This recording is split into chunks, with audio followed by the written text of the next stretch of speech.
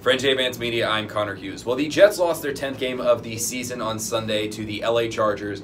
As has been the case pretty much all year, they kept things close, they fought, they never gave in, but they just didn't have enough to pull out the victory. Final score 14-7. And you know, I think what this game showed a little bit for the Jets, and kind of what this entire season has shown for the Jets, is just how much this team needs a quarterback. I mean, they need a quarterback bad, and that guy just isn't on the roster right now. I mean, when you look at this game specifically, the Jets pretty much played it without a guy under center. I mean, Bryce Petty was a detriment to this team, and he was terrible on offense. I mean, his accuracy issues almost look like they've regressed from 2016. I mean, he looks like a worse quarterback this year than he was last year. Maybe that's because John Morton's scheme doesn't fit him to, you know, a T, whatever it is, it doesn't matter. He's not a good quarterback. And the Jets were in this game throughout the entire thing. I mean, it was a one-score game the entire game.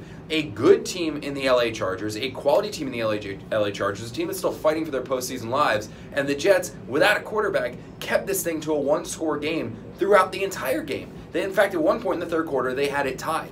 Imagine what this Jets team could do if they had a competent quarterback under center. Imagine what this Jets team could do if they had a guy like Carson Wentz under center, Jared Goff under center, Jimmy Garoppolo under center. This could be a legitimate force in the AFC if the Jets can just get a quarterback, which is why this offseason shouldn't be much of a surprise, but this offseason, priority number one has to be getting a quarterback. If that means trading for Alex Smith, if that means signing Kirk Cousins in free agency, if that means doing whatever you have to get the quarterback in the draft that you love, go and do it. Because the Jets have a core on this team, which, while they're not elite and it still does need a little bit of oomph to it to make it better, they've got a core that you can start to see you can win with. They've got a coach that I believe you can win with. They've got an offensive coordinator that is growing in understanding, and a quarterback's coach that I believe can develop whatever quarterback you bring in here. They've got weapons, while they can add to it, that are still good. The Jets can win with this group. They just need a quarterback to do so. So this offseason, priority number one, no matter what it takes,